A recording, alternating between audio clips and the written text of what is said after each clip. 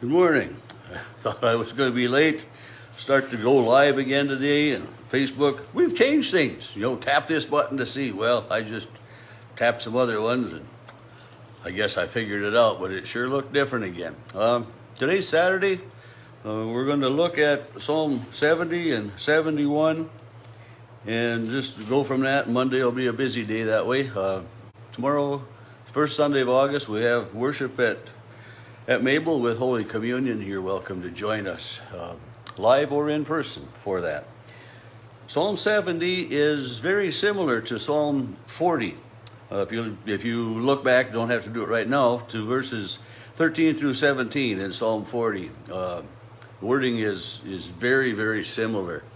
And it makes me wonder, I've noticed this before and noted it in my Bible before, but it makes me wonder if it's like the create in me a clean heart that we sing as our offering response sometimes, taken out of Psalm 51, that, a few words have been changed and this psalm was used, in a different fashion, or those few verses of that psalm, or just, somebody took it and just made it a little bit more personal for them.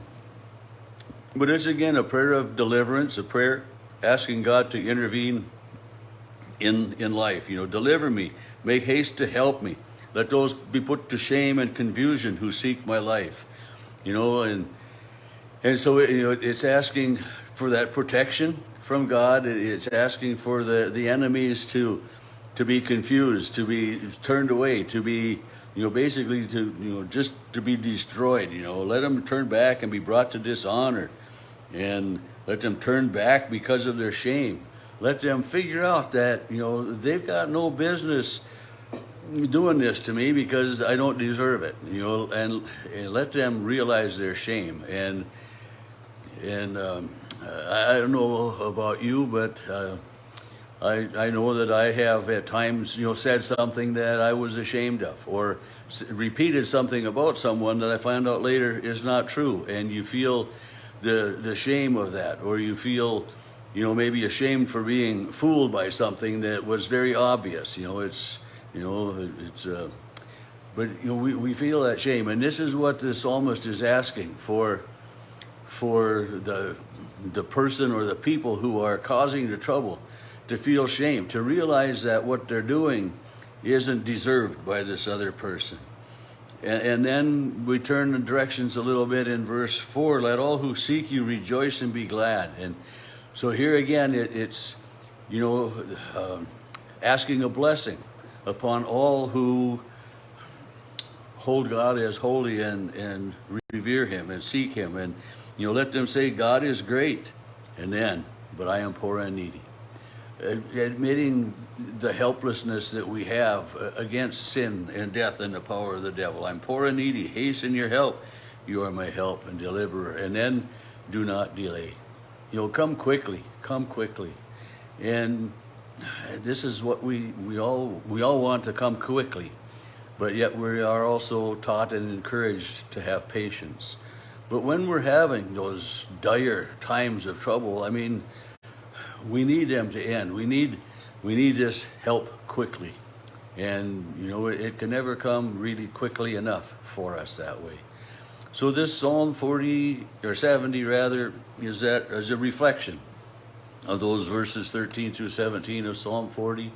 A prayer psalm asking for protection, and yet also within that asking for protection, asking those who believe to be blessed and encouraged.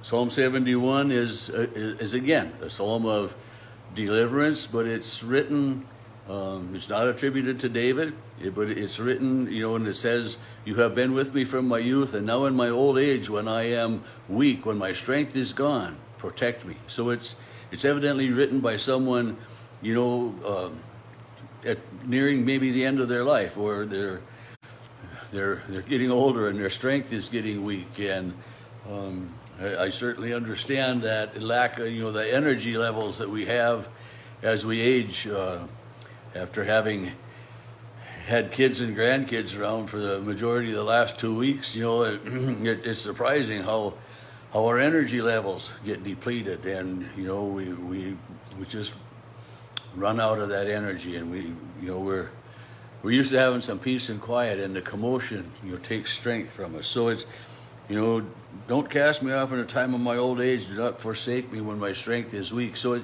the psalmist is asking God for this continued protection.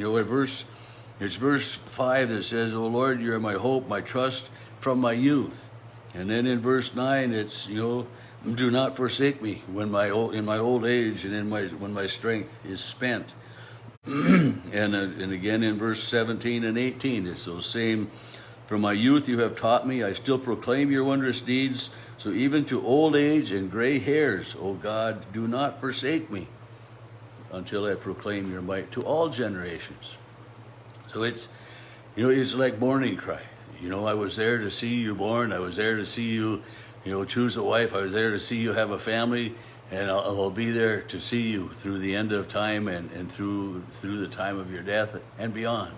So the psalmist is writing with this reflection of life, and I think that's an important thing for us to do too, is to reflect upon our lives and to see, where we have been and where we are, and if we are in a good place, if we're in a place that we're happy and content to be, or we need to reflect upon that and to see where it is that we go from here and how do we make that journey, and to ask God to continually be with us. And the last part of verse 19, in my Bible, verse 19 kind of starts right in the middle of your power, and then verse 19, and your righteousness, O God. It's kind of a strange spot for a verse to start, but at the end of that, "You who have done great things, O God, who can be like you?" Or who else is like you? There is no one like God. There is no one that has God's patience and God's mercy and God's grace and God's looking out for each and every one of his creation. And so God, who is like you? And it's kind of reminding me of Psalm 46:10. "Be still and know that I am God."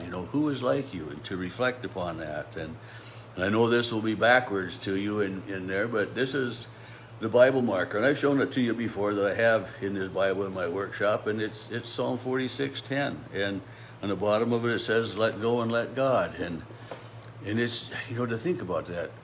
Who is like God? Satan wanted to be like God, and we sing, "Make me like you, Lord. Oh, make me like you. Please make me like you."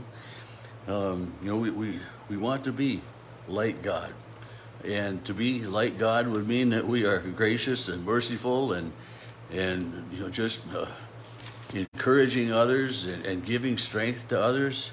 But who is like you? There is none other like God. None other. There are an awful lot of good people in the world. There's no doubt about that. But to think about who really is like God.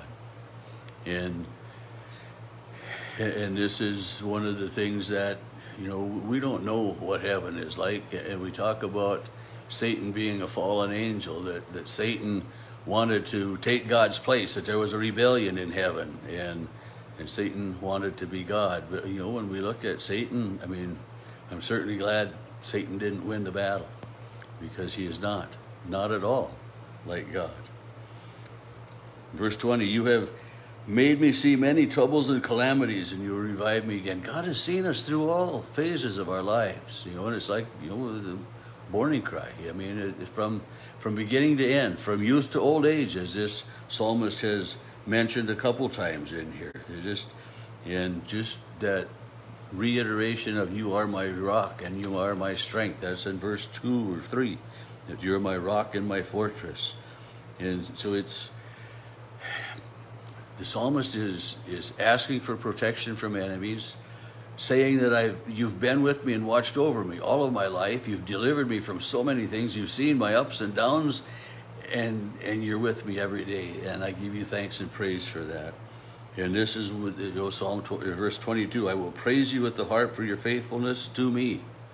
This is God is faithful.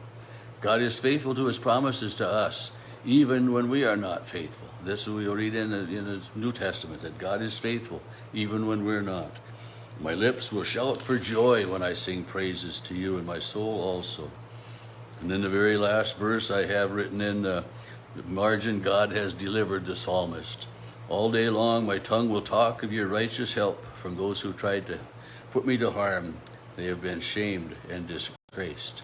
And that was what we read in Psalm 22 as well, or 70 rather as well. The first psalm we looked at today, was that prayer for the enemies, for those who try to work against him, for those who speak against him, to be put to shame. But the rejoicing that God has been with the psalmist and with us as well.